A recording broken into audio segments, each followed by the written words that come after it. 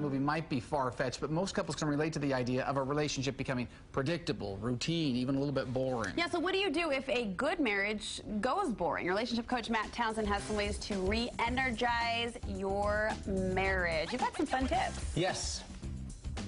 And then we'll stop there. You're going to share them with us at all? Do I look like Steve Carell? You kind of do.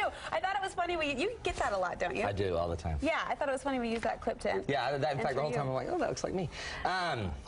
Is that what you were thinking of? Yeah. One way to re-energize your marriage, though, is to go create or make a, what do you call it? Commit a crime together. Oh, that could be it. Because the minute you commit a crime, there's lots of energy. Yeah, there's excitement there. Let's not do that. Okay, good. But can I just say, these are marriages we're talking about that are good marriages. I have a great, wonderful marriage. Been married 20 years or whatever. In fact, she called me, by the way. Did she? Yeah, you guys have an appointment Thursday. Okay, good. I'll send her down. I'll show her that later. But this is just a way to jumpstart, to make it a little more exciting. Remember, all relationships start with a lot of yearning. Really high chemicals, really low clarity. Okay? And eventually they kind of fade into a stage where the chemistry fades and the clarity gets really clear. Can I interrupt? Yes. Earning? Is earning the next one? Earning is the next stage. Yeah, see? Somebody's read my book. I have been paying attention. I really did read your book this weekend. Did you? It's amazing, yeah, isn't it? awesome. I know. I wrote it. And it is actually, though, it's normal for all relationships to go through the little bit of a fade in the excitement. So we have to figure out a way to re-energize them. And the number one way, 5 ways we're going to give you, 5 tools, but the first one is you got to get back in the relationship. The deal is we all get into everything else in our lives, our family, our kids, our job, our hobbies, our house, our yard. Everything else becomes a priority in the marriage. Our food, our kids. Everything becomes the priority instead of each other. Now remember, when we were first dating, you were all that I needed.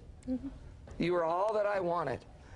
And eventually everything else takes priority. You're going to break into song. I about cried right now. I know, that was great. But the problem with it is you've got to choose to get in the marriage. It's like you've got to choose that I'm going to be present when I drive. Like a mental commitment. A mental commitment. I'm going to get in. So if I were you as a couple, if you know you're a little bit strained, I'd sit down and say, you know what? Let's go recommit. Let's go on a trip and recommit that we're going to get back in our marriage and make an intentional mental choice to be in. Once you're in, rule number 2, though, you got to make time for it.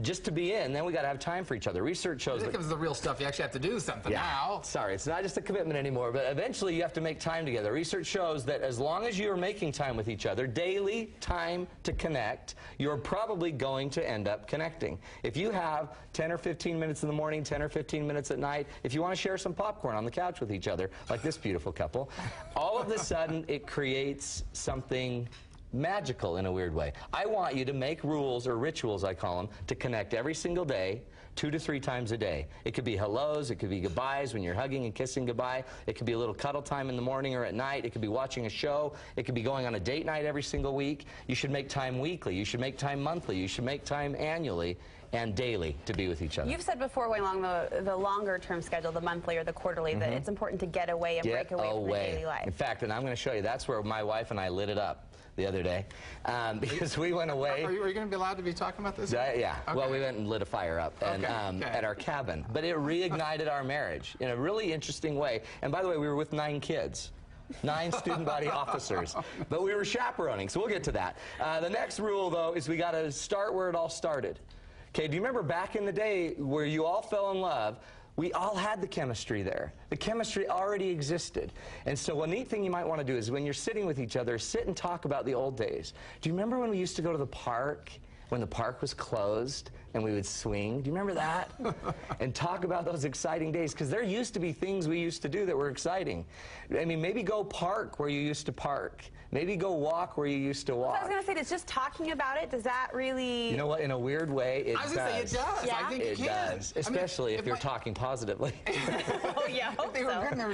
I'm thinking about times my wife and I used to go and get French fries, and we don't live in that city anymore, but just us talking about, remember when we go to Nick's Burger Stop and get fries? Yeah. And there's a little bit of a ritual reconnecting. See, remember, all chemistry's stored in memory. So if you go back to the memory where the chemistry was hot, then you're going to start reigniting new chemistry. It's actually the same chemistry you used to have. Those memories are very powerful. Yeah. Most of us, when we get really mad at each other, we start reinterpreting that. We don't go to those happy moments of the past. We start only aggregating all the ugly stuff. But if you go back to where it worked, you'll feel the chemistry again. How simple is that just to talk about it? Just to talk about those fun memories or pull out That's something pictures. you should be doing in your private time when you're just cuddling. Talk about those days. Talk about it. Do you remember that one time we got caught by your parents kissing? Do you remember that? Talk about it. And another thing is go get in your car and drive the old neighborhoods. Go do what you used to do. Go on the dates you used to go on. Those are already pre-made dates. You already have a memory. If your wife journaled, you already have a journal documents of all of those dates. Fun. So you know exactly what to do. Fourth rule, okay? Fourth key is you got to make the memory and be different. Research shows that it's not just the old memories. We got to make new memories. The more energized and exciting the activity we're doing together, the more charged we're going to be together. So even if we don't have the chemistry together, but if we both go jump out of an airplane together with a parachute, you're going to feel something. Marty hasn't done that with you, I know. Okay, all right. But every activity you do presently can create some powerful present memories that can then become part of our past. For example, we have a picture of Marty and I. Look at our hotness. We went to our cabin. My wife has a cabin we went to all the time when we were teenagers and in college. And when we got married, we haven't been there for years. And we took 9 student body officers back to a cabin. And it was crazy because they were up fighting and teasing each other and screaming. All the kids were playing all night. But it made us feel young again, and it brought back all of these old memories. So doing something new that we're not the chaperoning type. We're not the ones that would normally go volunteer to chaperone. We got volunteered, and we took 9 kids up. And that one thing with all of their energy created a memory that will forever be with us. And now we have all these memories with all the kids and stuff like that. Not a lot of chaperoning happened, but actually, no, it didn't. So awesome. we apologize to all the parents. And 5 years from now, you look back and that's huge your memory. That's what you've got. Instead of looking back only 15, 20 years ago, it's the old things. So remember, all memories of the past are created today.